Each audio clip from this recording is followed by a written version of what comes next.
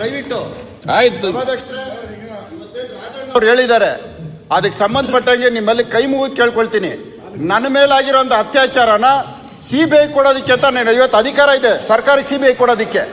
ಯಾರು ಮಾಡಿದ್ರು ಸರಿ, ಆಯ್ತು. ನಾನು ತಪ್ಪು ಮಾಡಿದಿನ ಗಲ್ಗಾಕ್ರಿ, ಸಿಬಿಐ ಕೊಟ್ಬಿಟ್ಟು ಎನ್ಕ್ವೈರಿ ಮಾಡಿಸಿ.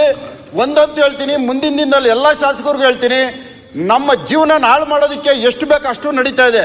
ನನ್ನ ಜೀವನ ಹಾಳಾಗೋಗ್ಲಿ. ಸಭಾಧ್ಯಕ್ಷರೇ ದಯವಿಟ್ಟು ಮಾತಾಡಕ್ಕೆ ಅವಕಾಶ ಕೊಡಿ. ಈಗಲ್ಲ ಮತ್ತೆ ಮಾತಾಡಿ ಹೇಳಿ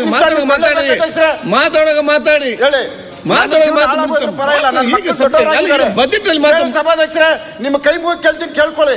ಮಾತಾಡಿ ಮೊಮ್ಮಕ್ಕಳು ಅವ್ರಿಗೆ 15 ವರ್ಷ ಆಯ್ತು. ಅವ್ರು ಏನಂತ ತಲೆ ಎತ್ಕೊಂಡು ಹೊರಡ್ತಾರೆ.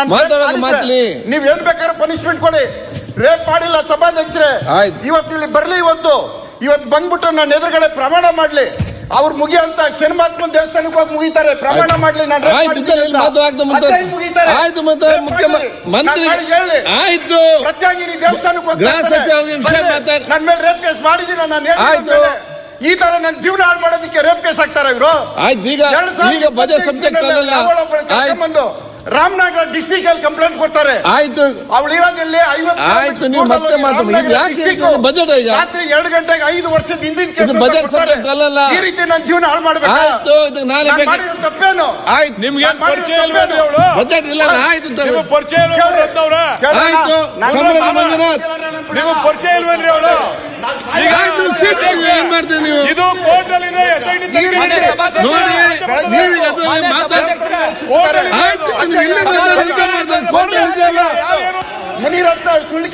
ಆಯ್ತು, ತನಿಖೆ ನಡೀತಾ. ಇಲ್ಲಿ ಯಾಕೆ ಇಲ್ಲೇ ಸದ್ಯ ತೆಗಿಬೇಡಿ. ಬಜೆಟ್ ಬಗ್ಗೆ ಮಾತಾಡ್ತೀವಿ, ಯಾಕೆ ಮಾತಾಡ್ತೀವಿ? ಆಯ್ತು, ಆಯ್ತು ಮುಂದೆ ಆಯ್ತು, ಮುಂದೆ ಈ ರೀತಿ ಮಾತಾಡ್ತದ ಇಲ್ಲ? ಆಯ್ತು,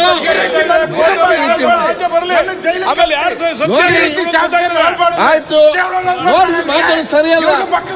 ಮತ್ತೆ ಹೇಳ್ತಾನೆ ಬಜೆಟ್ ನಲ್ಲಿ ಇದನ್ನು ಈಗ ಮಾತಾಡ್ದಲ್ಲ. ಬಜೆಟ್ ಅಲ್ಲಿ ಯಾಕೆ ಪರ್ಸನಲ್ ವಿಷಯ ಮಾತಾಡ್ತೇನೆ ನೋಡಿ. ಆ ರೀತಿ ಮಾತಾಡಿ, ಬಜೆಟ್ ಬಗ್ಗೆ ಮಾತಾಡ್ರಿ. ಏನು ಮಾತಾಡ್ತಾರೆ?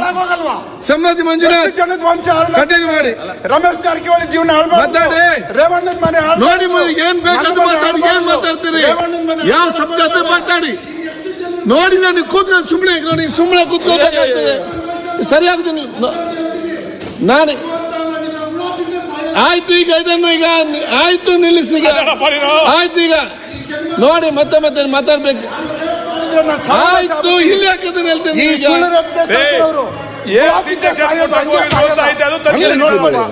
ತನಿಖೆ ಮಂಜುನಾಥ್ ಕಂಪ್ಲೇಂಟ್ ಕೊಟ್ಟಾರೆ. ಯಾರು